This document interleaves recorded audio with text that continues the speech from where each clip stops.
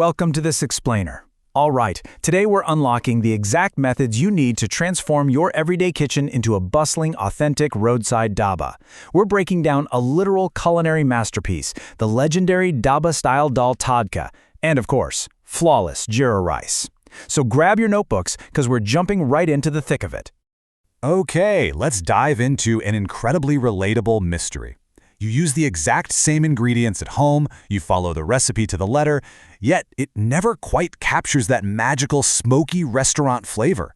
Have you ever wondered why your home-cooked dal just feels a little too simple compared to those vibrant, punchy bowls you get at a roadside stop?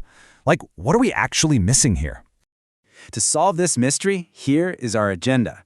First, the dhaba flavor mystery. Then, preparing the dal base, uncovering the smoky tadka secret, comparing home versus dhaba styles, and finally, nailing that flawless jeera rice. Let's get to it.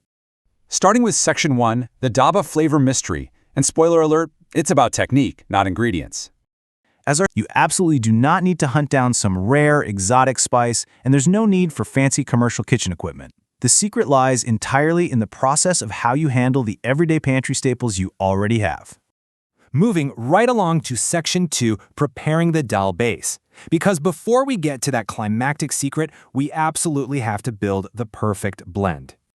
The true secret to getting that authentic texture actually comes down to a very specific ratio. You're going to start with a half cup of tur dal. You might know it as arhur dal.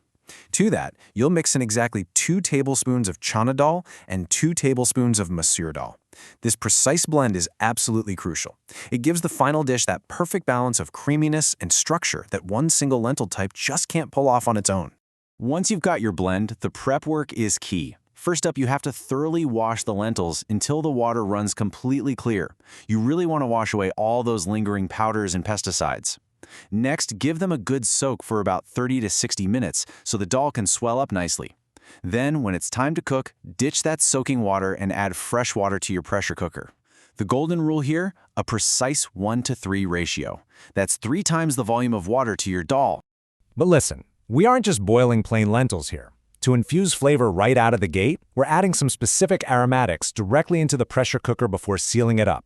Drop in a slit green chili, some salt to taste, a 1/4 teaspoon of turmeric powder, that's for that beautiful golden color, and an inch of finely julienne ginger. Doing this ensures your dal base is deeply flavorful before the tadka even gets near it. Go ahead and cook that on medium-high for about 3 to 4 whistles. Now here's a really crucial point. You have to let the cooker depressurize naturally. Seriously, do not force the steam out. Once all that pressure is naturally released, pop the lid and check the texture. Your dal shouldn't be a mushy, watery soup. It actually needs to have a slight bite to it, a distinct texture that can hold up to the heavy tempering we're about to apply. And that brings us to Section 3, the smoky tadka secret. This right here is where the magic happens, folks. To execute this technique properly, you have got to ditch the non-stick pan. I mean it. Non-stick coatings simply cannot handle the intense heat we need for this. Instead, you'll want to use a fry pan made of cast iron, carbon steel, or a high-quality stainless steel.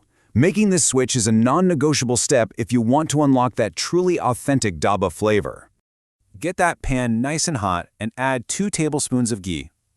Once it's sizzling, toss in your cumin and a dry red chili. Quickly followed by a tablespoon each of finely chopped ginger and garlic, plus a few green chilies. Fry these vigorously. Once it's super fragrant, add a chopped onion and cook it on a high flame until it turns translucent. Then, in goes a chopped tomato, some salt, and your spice powders, turmeric, Kashmiri red chili, coriander, and just a pinch of garam masala. Keep this going on high heat until the tomatoes turn nice and mushy. Okay, get ready, because here is the absolute secret, the smoky pan tilt. This is literally the defining moment that separates everyday home cooks from master dhaba chefs. Pay close attention to how this works. While everything is frying furiously on that high heat, you're going to splash just a tiny bit of water directly into the hot tadka. Immediately, and I mean immediately, tilt the pan towards the burner and give it a good shake. The evaporating water carries the oil over the edge, which actually allows the flames from the stove to leap right into the pan. By bringing those literal flames into the food for just a few seconds, you infuse the entire mixture with this rich, incredible smoky essence. That right there, that is the legendary roadside dhaba flavor. Now let's be practical for a second. Safety first, right? Because this high flame technique can be pretty intimidating or even hazardous if you aren't used to it.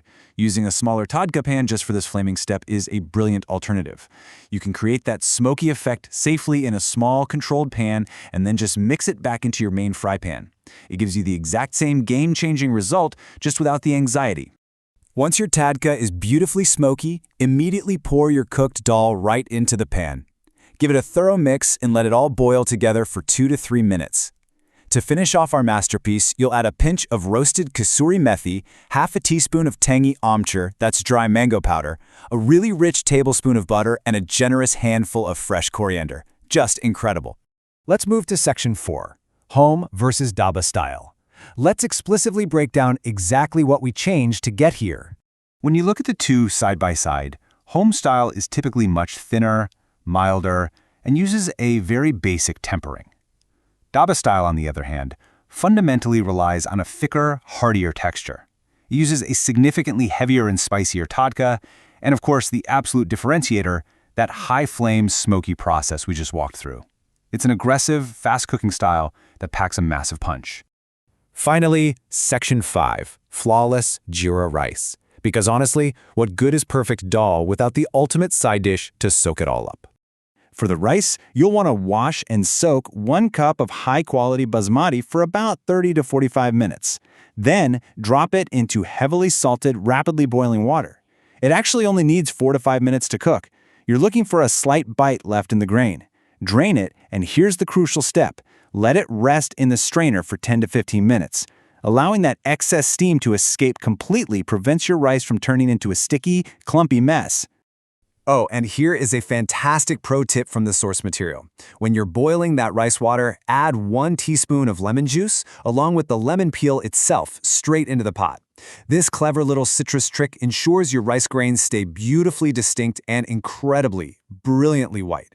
Once your rice has rested, it's time for the final tempering. Heat up 2 tablespoons of desi ghee in a wok.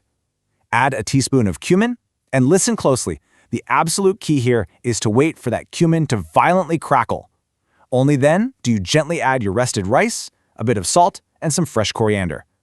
Toss it really gently for just 1 to 2 minutes so you don't overcook those already tender grains.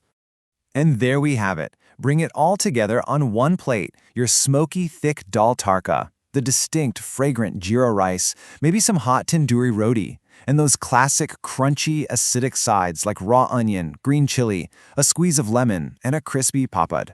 It's a flawlessly balanced, restaurant-quality meal right in your own dining room.